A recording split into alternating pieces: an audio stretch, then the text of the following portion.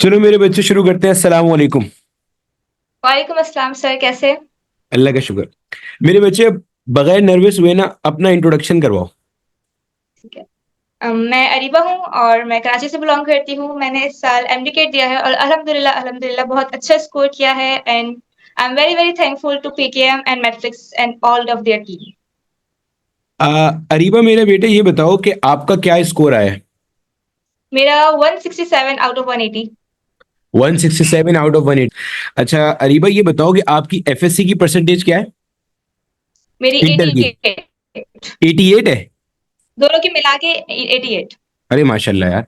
कराची में ये परसेंटेज बहुत ज्यादा होती है। अगर पंजाब यस सर। अगर पंजाब और केपीके की बात करें ना तो कराची के अंदर जो है ना वो ज्यादा होती है, पंजाब केपी में तो 95 96 भी आती है। अच्छा वैसे जब मैं यस। स्टूडेंट था ना, ऑन अ लाइटर नोट बता रहा हूँ ये, तो मेरी 89 परसेंटेज थी। एफएससी की एफएससी की मेरी 89 परसेंटेज थी। अच्छा मेरे सेकंड ईयर फिजिक्स में 100 मार्क्स थे। तो अच्छा ठीक हो सर गया। मेरे 98 है। अरे माशाल्लाह क्या बात है। फर्स्ट ईयर सेकेंड ईयर दोनों में। अच्छा वाह यार माशाल्लाह। यस। मेरे सिर्फ एक ही साल आए थे 100 मार्क्स। अच्छा ये बताओ रीवा मेरा बेटा कि आपका ओवरऑल एग्रीगेट क्या बन रहा है। मेरा 90.72 बन रहा है। 90.72। जबरदस्त माशाल्लाह। यस। इसका मतलब ये है कि आपका नाम इंशाल्लाह डाउ वाली मेरिट लिस्ट में तो आ जाएगा, क्योंकि लास्ट ईयर का भी हमारा जो इंशाल्लाह। क्लोजिंग था वो 87 के ऊपर था। ठीक है। अच्छा रीबा ये यस। बताओ कि आप जो थे वो अपना फ्रेश ही थे या इम्प्रूवर थे। नहीं नहीं, मैं फ्रेशर हूँ। मैं रख दूँ ठीक है। अच्छा फ्रेश ही थे, मतलब फर्स्ट टाइम ही दे रहे थे। Yes yes. ठीक है।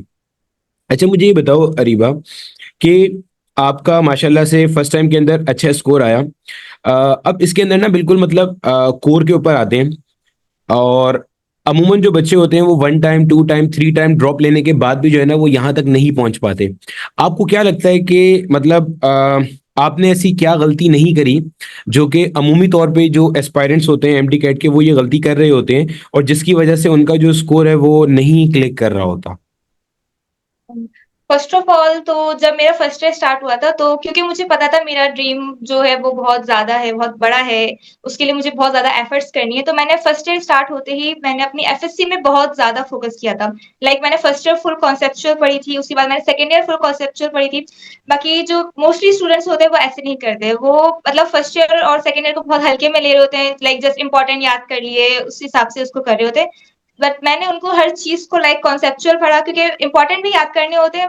टेस्ट हर सी बातें पेपर में जो करना है। बट हम अगर लाइन से हमें यही सारी चीजें एमडीकेट में भी लेनी है, हम बाद में उसको कॉन्सेप्चुअल पढ़ें, इससे बेहतर है हम पहले से ही उसको सबको अच्छा सा प्रिपेयर करके चलें, ताकि बाद में जब हम एमडीकेट के लिए प्रिपरेशन करें तो वो हमारे लिए बहुत ईजी हो जाए। और इसलिए मैंने फर्स्ट ईयर और सेकेंड ईयर अपना बहुत आसानी से मतलब बहुत कॉन्सेप्चुअली पढ़ा, ताकि मुझे आगे आसानी हो। एंड सेकेंडली एमडीकेट में मैंने इररेलेवेंट चीजों पे नहीं गई।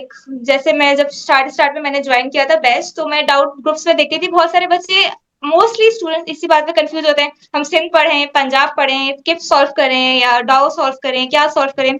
तो मैं इस बहस में नहीं पड़ी कि मुझे ये करना चाहिए, ये करना चाहिए, ये चूज करूं। मैंने एक सिंपल सिंपल ट्रैक किया जो मेरे टीचर्स ने बताया, जो हमेशा आप और सर साथ वगैरह सर साफे हमें क्लास में बताते थे कि आपने सिर्फ लेक्चर लेने हैं, उसके बाद आपने अपने नोट्स बनाने हैं, उसके बाद आपने अपनी प्रोवाइज की बुक को पढ़ना है, उसके बाद आपको टीपीपी सॉल्व करनी है। तो मैंने एक स्ट्रेट पाथ रखा, इंस्टेड के मैं ये भी सॉल्व कर लूं, ये भी सॉल्व कर लूं, या मैं ये वाले बुक पढ़ लूं, पंजाब में एक्स्ट्रा लिखा हुआ है या फेडरल में एक्स्ट्रा लिखा हुआ है, ये सारी चीजें मैंने नहीं की।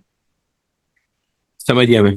ठीक है, मतलब हाँ ये अभी ये वैसे मतलब आपस की बात है, ये अभी थोड़े दिन पहले भी जो हमारा अभी बैच चल रहा है ना उसके अंदर मैं नर्स वाले बच्चों को यही बात बता रहा था। वो उनका था कि ये वाला मटेरियल भी जमा कर लें वो वाला भी, तो मैं उनसे वैसे ही पूछ रहा था मजाक में कि तुमने रद्दी पेपर वाला थोड़ी बनना है यार, तुम्हें जो दिया जा रहा है वही अगर चीज तुम ढंग से कर लो ना तो बहुत आगे चले जाओगे। मतलब तुमने कागज थोड़ी जमा करने हैं, कागज जमा करने का कोई फायदा नहीं है। बिल्कुल ठीक हो गया। अच्छा अरीबा मुझे ये बताओ मेरा बेटा कि आपके पास आपने अभी जब आपने जो बैच ज्वाइन किया था, आपका बैच कौन सा था, बैच नंबर। मेरा बेस्ट 3 था। बैच 3.0 था ठीक है। अच्छा बैच 3.0 यकीनन स्टार्ट हुआ होगा आपका दिसंबर के अंदर, यस सर। है ना, if I am not wrong. December yes. 2024 में स्टार्ट हुआ था। अच्छा ये बताओ कि आपका लाइव क्लासेस में जो कोर्स था वो कितनी दफा मुकम्मल हुआ था। Sir multiple times revision classes अलग और डाउट क्लासेस अलग और जो थ्रू आउट कोर्स है बिल्कुल डिटेल में बहुत दफा बहुत ज्यादा मल्टीपल टाइम्स। तो जो लाइव क्लास में कोर्स रिवीजन हो रहा था उसकी कुछ हेल्प हुई आपको, तो अगर कोई हेल्प हुई तो बहुत कोई। ज्यादा सर बहुत ज्यादा। अच्छा, मतलब उसके अंदर किस तरह से हेल्प हुई, अगर आप एफएससी के पेपर दे रहे थे उस दौरान में कोई क्लासेस मिस हुई तो वो आपको मिल गई वापस, या इस टाइप की कोई हेल्प यस हुई। सर। सबसे अच्छी बात जो मुझे ऑनलाइन इसकी लगी ये है कि हमारे पास हर चीज एट द स्पॉट हमारे पास मौजूद है। अगर मैं कोई क्लास मिस कर रही हूँ या मैंने अगर लेट बैच ज्वाइन किया है तो मेरे पास एमकेट 1 का और सारा मटेरियल मेरे पास मौजूद है। ऐसा नहीं है कि मुझे टेंशन है कि अगर मेरी क्लास मिस हो गई या अगर मैं अब मेरे टेस्ट चल रहे हैं एफएससी के तो मेरा रह जाएगा एमकेट का, ऐसा कुछ भी नहीं था क्योंकि सब कुछ पोर्टल पे बिल्कुल अवेलेबल होता था 24/7। तो वो बहुत हेल्पफुल था। ठीक है, चलो यार माशाल्लाह। अच्छा ये बताओ अरीबा, बेटे के आपके पास आपने एनईटी का टेस्ट भी दिया था ना, यस सर। और आपने, मैंने ये तस्करा भी किया था, और हाशिम ने एक पोस्टर लगाया था, वो पोस्टर मुझसे कहीं मिस हो गया। आपके 93 मार्क्स थे, ऐसे ही है। Yes sir. आपकी भी प्री मेडिकल की तरफ से थर्ड पोजीशन थी कराची के अंदर। यस सर अल्हम्दुलिल्लाह। अच्छा, उसमें आपको सारी फील्ड्स ऑफर हो रही थी, तो आपने वो यस एडमिशन सर। वहां पे सिक्योर किया था या वो सीट छोड़ दी थी। मैंने छोड़ दी थी सीट। ठीक है। एक बच्ची और थी, उसका बाद में मैसेज आया था, वो बता रही थी कि उसकी सेकंड पोजीशन थी और वो उसने बीसीआईटी ऑप्ट कर ली थी। उसका अभी एमडी कैट के अंदर जो है ना वो शायद 82 का एग्रीगेट बना है, if I am not wrong 82.3 कुछ बता रही थी या कुछ। तो बहरहाल वो बीसीआईटी कर रही है अभी, वो सेकंड नंबर पे थी। अच्छा ये बताओ कि आप अपने ऑनलाइन सिस्टम के एक्सपीरियंस को कैसा रेट करोगे, मतलब बी वेरी ऑनेस्ट, क्योंकि ये लोगों के करियर का सवाल है। मतलब इसके अंदर ना, मतलब मतलब I tell you to be very honest, और इसके अंदर जो है ना, मतलब आप इसको इस तरह से देखो कि मतलब लोग ना अपने करियर को लेके ये सोच रहे होते हैं, और जाहिर है हम भी अगर किसी चीज के अंदर जो है ना वो क्वालिटी ऐड कर रहे होते हैं तो हम भी यही सोच रहे होते हैं कि ये बच्चा जो है ना, मतलब सिर्फ हमारे लिए एक फाइनेंशियल ट्रांजैक्शन नहीं है या सिर्फ एक नंबर नहीं है। ये बच्चा, इसके साथ आगे बहुत सारे इमोशंस और इसके साथ ना आगे बहुत सारे कमिटमेंट्स जुड़ी हुई हैं, क्योंकि जाहिर है एक बच्चा है ना, उसके साथ घर वालों की भी होप्स होती हैं ना। Yes sir. घर वालों के जो मतलब पेरेंट्स होते हैं वो जाहिर सी बात है अपने बच्चों की पढ़ाई को लेके बहुत मतलब टची होते हैं, इमोशनल होते हैं, और होना भी चाहिए, ऑब्वियस सी बात है कि यस। मतलब हर पेरेंट्स ये चाहते हैं कि जो मेरा बेटा है या मेरी बेटी है वो बहुत आगे जाए। तो आप ऑनलाइन सिस्टम को कैसे रेट करोगे, और ऑनलाइन और ऑफलाइन के अंदर आपने जो डिफरेंस फील किया है ना उसको 2 से 3 उसमें बताओ, आप 2 से 3 जुमलों में बता दो या 2 से 3 पॉइंटर्स में बता दो। जुमले तो जितने मर्जी इस्तेमाल करो, आप ही का टाइम है। सबसे पहले जो आपका प्लेटफॉर्म है जो जैसे मैंने बैच ज्वाइन किया तो मैं तब से देख रही हूँ डे वन से बिल्कुल कंटिन्यूअसली वो इवॉल्व होया जा रहा है, मतलब एडवांस कर रहा है हर दिन रोजाना। हमारी जो टीम है वो काम कर रही है डेली डेली बेसिस पे। जैसे पहले हमारा गूगल क्लासरूम था, फिर हम उससे एलएमएस पे शिफ्ट हुए, उसके बाद अब क्रैक क्यों नहीं, तो मतलब प्रोग्रेस यूं जा रही है, मतलब माशा। इंक्रीजिंग स्लोप जा रहा है अगर फिजिक्स की जबान में कहें तो फुल। मैं अपनी फ्रेंड को भी लाइक मैं कह रही थी, जैसे मेरी फ्रेंड है वो भी आप ही के बैच में है, तो हम लोग बात कर रहे थे। हम जब मैंने देखा कि हमारे बैच से लाइक हमारे प्लेटफॉर्म से फर्स्ट पोजीशन आई है एमकेट में, तो एक अलग सी खुशी हो रही थी और हम लोग यही देख रहे थे कि हमारी टीम जो स्ट्रगल कर रही है तो वो उसका रिजल्ट बहुत बहुत अच्छा मिल रहा है अल्हम्दुलिल्लाह। और बाकी ये है कि अगर आप कोई ऑनलाइन बैच ज्वाइन कर रहे हैं या ऑनलाइन कुछ भी कर रहे हैं तो सबसे पहले इंटरनेट क्वालिटी बहुत मैटर करती है। अगर आपका इंटरनेट क्वालिटी अच्छी है तो फिर आपकी सारी क्लासेस बहुत स्मूथली चलेंगी। और अगर आप पीकेएम की टीम पर ट्रस्ट कर रहे हैं तो फिर आपको किसी चीज की फिक्र करने की जरूरत नहीं है। आपका कोर्स बहुत स्मूथली जाएगा और सारी चीजें आपको टाइम पे मिलेंगी। और सबसे अच्छी जो एक चीज है वो कि जो टीम है वो फौरन फौरन रिस्पॉन्ड करती है। अगर कोई भी इश्यू हो रहा है किसी भी चीज में तो टीम फौरन रिस्पॉन्ड करती है, सारे टीचर्स आपके पास अवेलेबल होते हैं, वो आपको आपकी क्यूरीज को सॉल्व करते हैं और ये सारी चीजें होती हैं।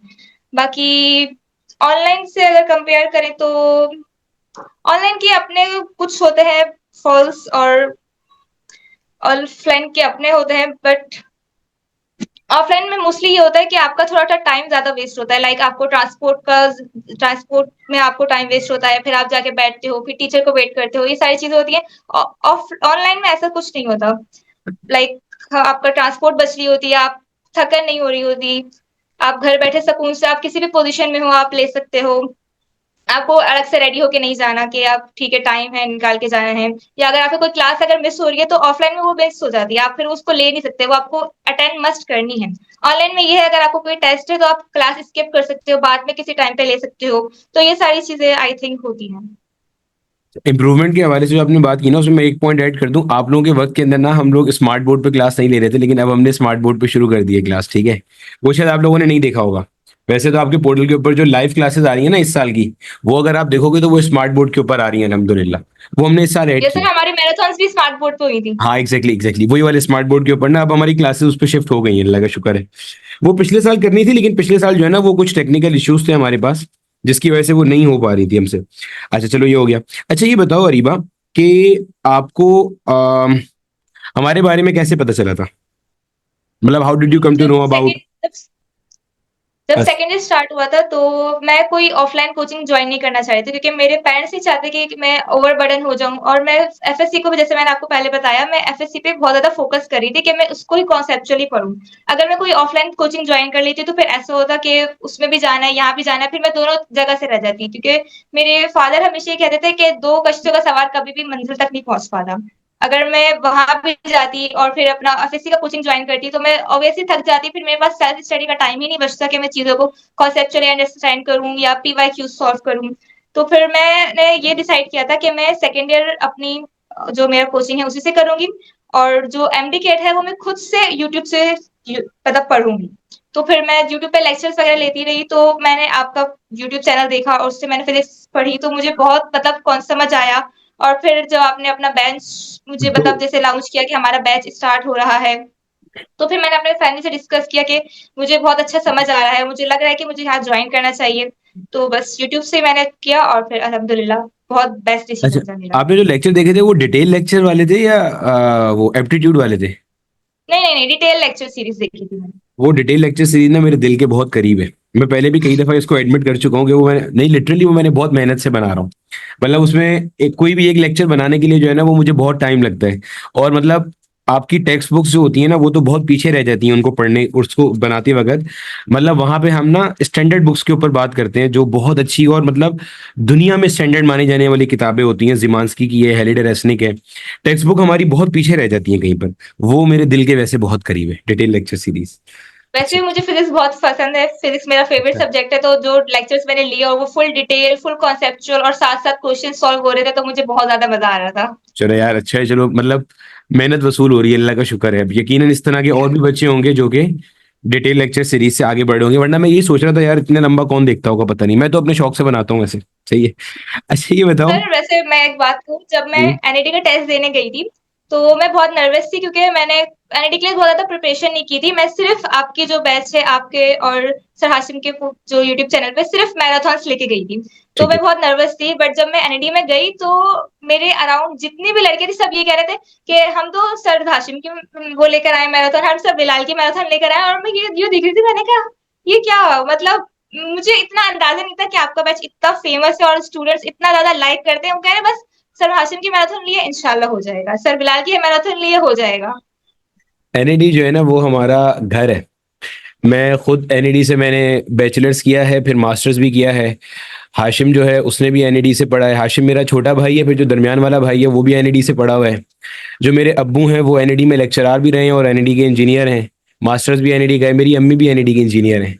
तो एनईडी जो है ना वो हमारा पुराना घर है। तो सही है। तो अच्छा। अच्छा इसके अलावा हमारे पास ये था, ये बताओ कि आपकी पूरी जर्नी के दौरान जो है ना वो फेवरेट सब्जेक्ट कौन सा रहा, मोस्ट फेवरेट और लीस्ट फेवरेट? मतलब जाहिर सी बात है, मतलब फिजिक्स। फिजिक्स। अच्छा। फिजिक्स फिजिक्स के। बिल्कुल टॉप पे फिजिक्स। अच्छा, और लीस्ट फेवरेट कौन रहा?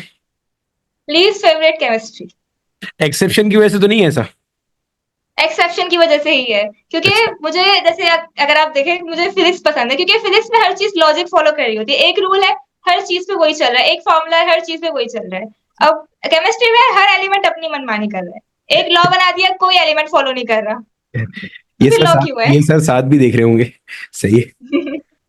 अच्छा ये बताओ कि जो फेवरेट टीचर था वो मेरे अलावा बताना, क्योंकि इंटरव्यू मैं कंडक्ट कर रहा हूँ तो बायसनेस का एलिमेंट आ जाएगा। आपका पूरी जर्नी में हमारे साथ फेवरेट टीचर कौन रहा? यकीनन और भी सब्जेक्ट्स रहे होंगे ना, इंग्लिश भी रहा होगा, बायो भी रहा होगा, एलआर भी रहा होगा, लॉजिकल रीजनिंग भी आपको दो टीचर्स ने पढ़ाई, इंग्लिश भी आपको यस। दो टीचर्स ने पढ़ाई, पहले अलग थे बाद में अलग थे, दो बार रिवीजन कराया था उसका भी। तो केमिस्ट्री तो एक ही बंदे ने पढ़ाई थी, हाँ। बायो भी एक ही ने पढ़ाई। तो आपका मेरे अलावा बताना। सर साथ। सर साथ केमिस्ट्री वाले सर? केमिस्ट्री वाले, क्योंकि मुझे केमिस्ट्री बहुत ज़हर लगती है, बिल्कुल समझ नहीं आती, बट सर 7 के लेक्चर से मुझे केमिस्ट्री बहुत अच्छी समझ आई, जिसकी वज़ह से मेरा अच्छा स्कोर बना, वरना केमिस्ट्री में तो बहुत ज़्यादा। चले यार, सरसाद माशाल्लाह अच्छे आदमी है, बस वो जो है ना, थोड़ी सी जो है ना वो बहाने ज्यादा करते हैं, वरना बहुत अच्छे साथी हैं हमारे। अच्छा, जबरदस्त हो गया। अच्छा ये बताओ मेरा बेटा कि एक हम लोग जो कॉमन एक ट्रेंड सुन रहे हैं, या जो सुनने में आ रहा है, या जो बेसिकली बच्चे कह रहे हैं कि सिंध का जो इस साल का पेपर था उसके अंदर सुबह में जब मैं ये उससे भी डिस्कशन कर रहा था ना, अपना महमूद से, सैयद महमूद से, तो उसका भी उससे भी मैंने यही सवाल पूछा था कि जो बच्चे कह रहे हैं वो ये कह रहे हैं कि सिंध का जो पेपर है वो डिफिकल्ट है, फिजिक्स को लेकर या केमिस्ट्री को लेकर। तो इसके बारे में आपका क्या इनपुट है? मतलब बायो उन्होंने कहा, ऐसा ऐसा मैं नहीं कह रहा, ऐसे बच्चे कह रहे होंगे, टीचर के पॉइंट ऑफ व्यू से देखने में और बच्चे के पॉइंट ऑफ व्यू से देखने में डेफिनेटली फर्क होता है ना। हमने इस सवाल देखे हुए होते हैं, मतलब देखे से मुराद ये प्रैक्टिस बड़ी होती है ना, एक्सटेंसिव होती है, तो हमें पता होता है ये किस तरह से करना है।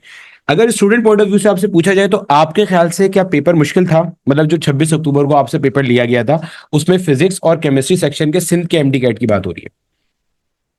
फिजिक्स तो मेरे ख्याल में बहुत ईज़ी था और अल्हम्दुलिल्लाह मेरे फिजिक्स में मतलब सारे एमसीक्यूज़ सही हुए, सिर्फ़ एक ही गलत हुआ, और जैसे मैंने आपको बताया भी था कि फिजिक्स तो बहुत ईज़ी था, तो फिजिक्स मुझे नहीं लगता मुश्किल होगा। वो ट्रांसफॉर्मर वाला तो बाकी गलत नहीं हुआ?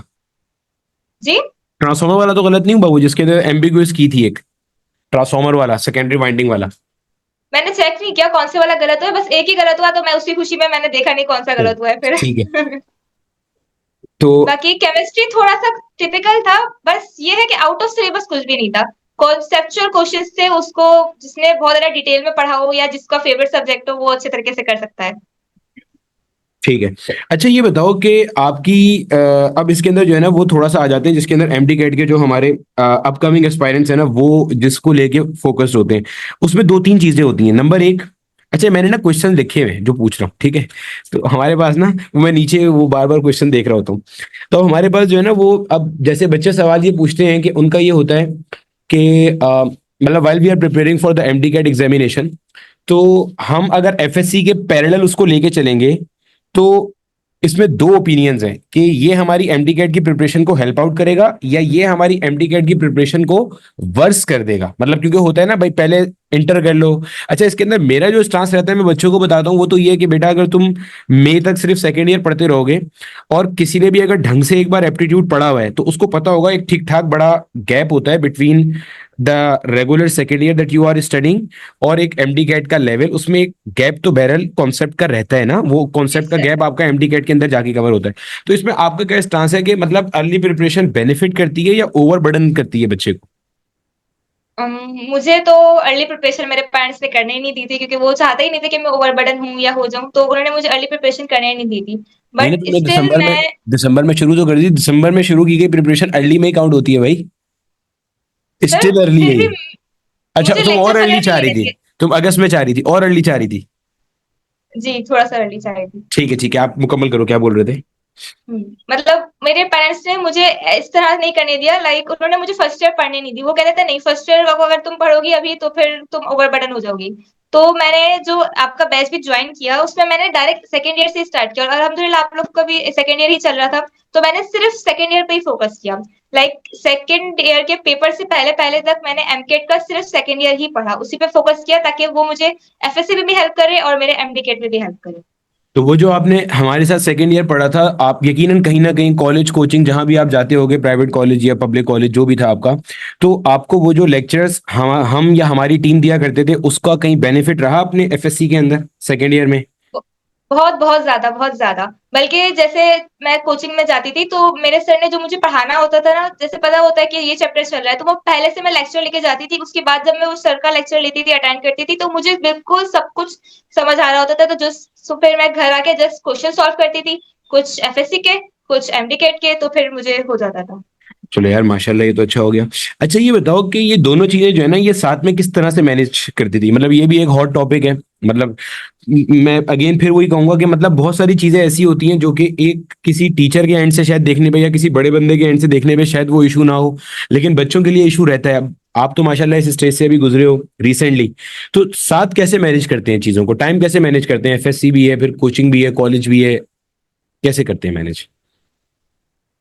तो इन सबको मैनेज करने के लिए लाइक मेरी टीचर्स ने मुझे बहुत हेल्प की थी। उन्होंने मुझे सिखाया था कि आप अपनी प्रायोरिटीज़ सेट करो। लाइक फॉर एग्ज़ाम्पल अगर आप दोनों चीज़ों को साथ लेके चल रहे हो, तो एमडी-गेट तो अभी बहुत दूर है। लेकिन आपका सेकंड ईयर करीब है, तो अगर फॉर एग्ज़ाम्पल आपको किसी सेकंड ईयर का टेस्ट है, तो आप अपना फुल फोकस सेकंड ईयर पे करो।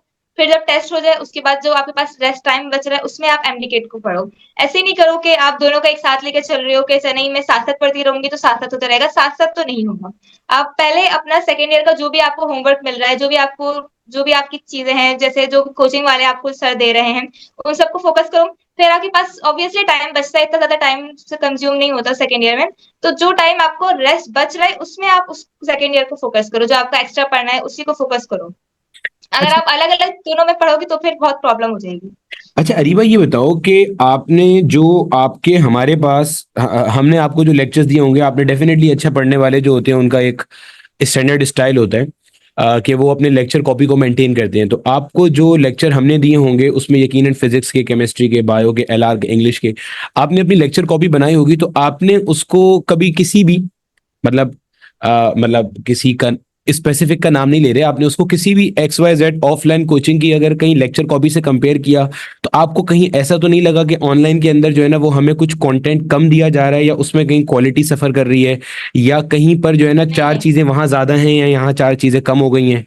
ऐसा कभी कुछ एहसास हुआ आपको कि वहाँ पास पेपर नहीं हो रहे? शायद होता है ना उन बच्चों को पास पेपर नहीं हो रहे, या शायद जो है ना वो टीचर हल्का है, या जो है ना वो टीचर कॉन्सेप्चुअली मार खा रहा है। ऐसा तो कभी कुछ नहीं हुआ, आपको फेस करना पड़ा? नो सर, चीज़ें हमेशा ज़्यादा ही होती थी, कम तो अल्हम्दुलिल्लाह कभी कुछ भी नहीं हुआ। बाकी अगर कुछ क्वेश्चन सॉल्व नहीं हो रहे होते थे, तो फिर ये है कि आपने लेक्चर सही से नहीं लिया। बिकॉज़ मेरे साथ ऐसे ही होता था, जैसे मैं लेक्चर थोड़ा जैसे अगर मेरा कोई लेक्चर मिस हो जाता है, तो फिर जब हम बाद में लेते हैं, तो फिर हम अकेले में ले रहे होते हैं और लाइव नहीं होता, तो फिर बच्चा ना 2x पे लगा देता है। तो मैं हम्म। 2x पे अगर लेती थी ना, तो उसके बाद मुझसे क्वेश्चन सॉल्व नहीं हो रहे थे। फिर मैं जब दोबारा लेक्चर लेती थी, फिर क्वेश्चन सॉल्व कर लेती थी, फिर हो जाते थे। तो इसका मतलब ये मेरा अपनी फ़ॉल्ट है कि मैंने पहले लेक्चर को सही से नहीं लिया और बाद में सही से लिया, तो फिर मुझसे क्वेश्चन सॉल्व हुए। ये मुझे तो 2x ये पे बच्चे लगा का ही के फ़ॉल्ट होता है। ये मुझे 2x पे लगा के देखने वाले लेक्चर और दोबारा से लेक्चर देखने पे मुझे ऐसा क्यों फीलिंग आ रही है कि ये फिजिक्स के साथ ऐसा होता होगा? ऐसा फिजिक्स के साथ ही होता था। आज जी, आज फिज़िक्स के साथ मैं अभी भी अल्हम्दुलिल्लाह। क्लास के अंदर बच्चों को बोल रहा होता हूँ, वो मतलब वो बच्चे सवाल पूछ रहे होते हैं, उनको कहता हूँ यार लेक्चर को, मेरा तो स्टैंडर्ड जुमला भी था, आप लोगों को भी यकीनन कहा होगा, यार इस लेक्चर को 4 से 5 मरतबा दोबारा देखना जाके। यस, क्योंकि मेरा अपना ये मानना होता है। अच्छा, ये वैसे एक ये फैक्ट है, मतलब आप किसी भी चीज को जब एक बार दोबारा देखते हो ना, तो आपका जो ब्रेन है ना वो उसको जब रीप्रोसेस कर रहा होता है, तो उसके पास पहले से एक सेट ऑफ नॉलेज डेवलप हुआ हुआ होता है, वो जिसको फर्दर ब्रांड कर रहा होता है या फर्दर आगे लेके चल रहा होता है, तो आपको यकीनन मजीद कॉन्सेप्ट्स क्लियर होते हैं। ठीक है, बेहतरीन हो यस। गया, इसका मतलब ये कि आपको उसके अंदर कोई कमी नहीं लगी। अच्छा। अच्छा, ये बताओ अपना अरीबा मेरे बेटे, ये बताओ कि जिस तरह से आपके पास यहाँ पे क्लास का स्ट्रक्चर रहता था कि हमने क्लास ली और क्लास के बाद जो है ना वो आपको पास पेपर अलग से सॉल्व करने की कोई खास नीड नहीं होती थी, क्योंकि वो आपके प्रैक्टिस शीट्स या टीपीपीज में कवर रहते थे। तो ये बताओ, आपको जितनी प्रैक्टिस शीट्स मिलती थी, जो टीपीपीज मिलती थी, टॉपिकल प्रैक्टिस प्रॉब्लम्स, वो आपने सारी सॉल्व की थी? यस सर, सारी। क्योंकि मैंने एक ही स्ट्रेट फॉरवर्ड चूज़ किया था, तो मेरे पास सिर्फ़ यही मटेरियल था कि मैं डायरेक्ट जो मुझे टीपीपीज़ मिल रही है, मुझे वही सॉल्व करनी है। क्योंकि अगर हम लोग ये करेंगे कि मटेरियल जमा कर लो, यहाँ से सॉल्व कर लो, वहाँ से सॉल्व कर लो, तो फिर तो वो फ़ायदा ही नहीं है। एक ही चैप्टर पे अटके रह जाएँगे हम। इसलिए मैं सिर्फ़ टीपीपीज़ को ही फ़ोकस कर रही थी, तो मैंने सारी की सारी टीपीपीज़ सॉल्व की थी। ठीक है, मतलब यानी कि हमने जो है ना वो रद्दी जमा नहीं करनी, हमने उसको जी, सीखना है, ऐसे ही है। ठीक है। अच्छा, टीपीपीज मेरे के अंदर। टीचर कहते थे जी जी। मेरे जो मैं एफएससी की पढ़ती थी, तो मेरे टीचर कहते थे बच्चे इतना एंग्जायटी में चले जाते हैं कि वो कच्चा चूने वाले बच्चे बन जाते हैं। बस जो उनको मिल रहा है उठा लो, जो मिल रहा है उठा लो। वो ये नहीं देखते कि क्या इर्रेलेवेंट है, क्या रेलेवेंट है, क्या उन्हें करना चाहिए, क्या नहीं करना चाहिए। तो आपने कचरा चुनने वाला नहीं बनना, आपने सिर्फ रेलेवेंट और जो टीचर आपको प्रोवाइड कर रहा है उसी पे बिलीव करना है। अच्छा, मेरी खास तौर पे अगेन मैं फिजिक्स को इसमें सिंगल आउट करूंगा। फिजिक्स के अंदर जो है ना वो अमूमन बच्चों का ये स्टांस रहता है कि सर आपकी टीपीपीज ना किसी दूसरी दुनिया की मखलूक है, वो थोड़ी सी मुश्किल है। तो ऐसा था? नो सर, मुझे नहीं फील हुआ। अच्छा। अगर मुझे फील भी होता था तो वो मेरा अपना ही लेक होता था कि मैं 2x पे देख रही हूँ तो मुझे मैंने सही से नहीं लिया, कुछ मिस हो गया लेक्चर में। फिर मैं लेक्चर दोबारा लेती थी और फिर सॉल्व कर लेती तो हो जाता था। अच्छा, ये बताओ कि जब आपके मल्टीपल टाइम कोर्स रिवीजन हो गया, उसके बाद जो था वो आपका एक हमने टेस्ट सीरीज प्लान की थी बिल्कुल आखिर यस में, सर। आखिरी 1 1.5 महीना पहले, शायद आपको याद होगा, जिसमें हम एक एक्चुअल टेस्ट लेते थे, उससे पहले एक प्रैक्टिस टेस्ट लेते थे। तो उसके अंदर आपने सारे टेस्ट दिए थे? यस सर, सारे, सारे, सारे। और मैंने आपको जो उसको जो जो हाँ शेड्यूल था उसको मैंने अपने मोबाइल पे पेस्ट कर लिया था और मैं साथ-साथ मार्क करती रहती थी उसको लाइक मोबाइल में ही हाइलाइट करती रहती थी कि मैंने ये टेस्ट दे दिया है, ये नहीं दिया है, इसका एक्चुअल टेस्ट दे दिया है। ताकि मुझे एक दफ़ा मतलब हम जब देखते हैं ना कि हमने ये सब सॉल्व कर लिया है, तो आपका कॉन्फिडेंस खुद ब खुद बिल्ड हो जाता है कि ठीक है, हमने ये सब सॉल्व किया, तो हम आगे भी सॉल्व कर लेंगे। तो उसके अंदर वो जो आपको बोला गया था कि आपने गलतियों वाली कॉपी बनानी है, वो कुछ बनाई हुई थी गलतियों वाली कॉपी? कहीं गलतियां मैंने लिखते थे? गलतियों वाला फ़ोल्डर बनाया हुआ था, मैं अरे स्क्रीनशॉट लेके उसमें रख लेती थी। अरे माशाल्लाह। हाँ सही है, अपनी अपनी सहूलत के एतबार से। उसके बाद आपका एफएलपीज का सेशन भी हुआ था, इसमें तकरीबन 10 से 12 एफएलपीज थे, if I am not wrong. Yes sir, yes sir. तो वो भी दिए थे आपने? यस सर, सारे दिए थे। सारे तो और- नहीं दिए थे, बहुत ज़्यादा थे वो, तो मैंने कम दिए थे थोड़े। कुछ अच्छा, रह गए थे मेरे एसएलपीज़। ठीक है। और उसमें टाइमर लगा होता था, तो आपने कोशिश की थी कि वो यस टाइमर सर। के अंदर ही हो जाए? यस सर, टाइमर से बहुत हेल्प होती थी क्योंकि जब हम टाइम देखते रहते हैं कि टाइम जा रहा है, तो हमारे पास प्रेशर आ रहा होता है, तो हमें वो प्रेशर बेयर करने की आदत हो जाती है कि ठीक है, हमें जो हमारा एमडीकेट है, उसमें भी हम कैसे टाइम मैनेज करेंगे और एमडीकेट में जब हमारा टाइम जा रहा होगा और हमारे पास एमसीक्यूज़ बचेंगे, तो हमें किसको किस तरह जो प्रेशर हम पर आ रहा है, उसको कैसे मैनेज करना है। सही है। अच्छा ये बताओ अरीबा कि आपका जो डाउट ग्रुप का एक्सपीरियंस था, क्योंकि अक्सर ऑनलाइन के अंदर जो है ना एक ये प्रॉब्लम भी रहता है कि हम अपने डाउट्स कैसे कैटर करेंगे। आपका डाउट ग्रुप का एक्सपीरियंस कैसे रहा, क्योंकि डाउट टीचर्स की भी एक टीम है यकीनन ना? उम, डाउट ग्रुप के लिए तो sir I want to be honest कि मैं मुझे कोई भी डाउट होता था तो मेरे लिए जो डाउट टीचर है वो मेरा चैट जीपीटी थी था। तो सही है। मैंने डाउट ग्रुप को बहुत कम यूज़ किया है। ठीक है। अच्छा ये वैसे ये मतलब you are the third person in the list to say this, मतलब जो पहले दो इंटरव्यूज लिए थे ना उसमें भी वही था। सही है, कोई मसला नहीं है, अपनी अपनी प्रेफरेंस है। मतलब मैं पर्सनली भी चैट जीपीटी के पास ही जाता हूँ अगर मुझे कोई डाउट होता है तो सही है, आप भी ऐसा कर सकते हो, ठीक है।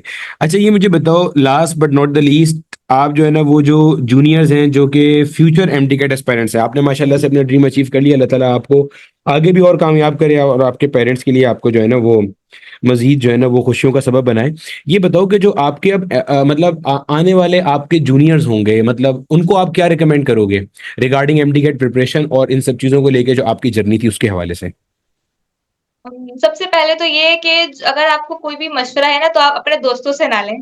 क्योंकि मैंने बहुत सारे स्टूडेंट्स को देखा है वो टीचर की बात नहीं सुन रहे होते। मेरे दोस्त ये कह रहा है ये सॉल्व कर लो, ये कर लेते हैं। मेरा दोस्त ये कह रहा है ये पढ़ लो, ये कर लेते हैं। तो दोस्तों की बात नहीं सुनें। आप जो टीचर कह रहा है उस पे फ़ोकस करें। उसके बाद आप अपना एक सिंगल पाथ बनाएँ। अगर आप इधर-उधर देखेंगे तो फिर आप देखते ही रह जाएँगे और बच्चे आगे निकल जाएँगे। आप एक सिंगल पाथ बनाएँ, आप अपना अपना टाइम टेबल सेट करें, अपनी रूटीन सेट करें और अगर आप वाक़ई बनना चाहते हैं तो फिर आप अपना एम बनाएँ कि हमने करना है और हम कर लेंगे। अगर आप ये रहेंगे कि पता नहीं होगा, नहीं होगा, कैसे होगा तो फिर आपसे वो आप जो पढ़ेंगे ना वो आप अपने उस तरीके से नहीं पढ़ पाएँगे। आप जो आपके अंदर जुनून होता है, जो आपको पता था नहीं मुझे करना है, तो फिर आप दिन-रात एक करते हो, फिर आपको ना नींद आती है, ना आपको भूख लगती है, आप बस फिर लगे रहते हो कि सॉल्व नहीं हो रहा तो कैसे नहीं हो रहा, होना चाहिए। क्योंकि मुझे ये करना है तो मुझे ही करना पड़ेगा।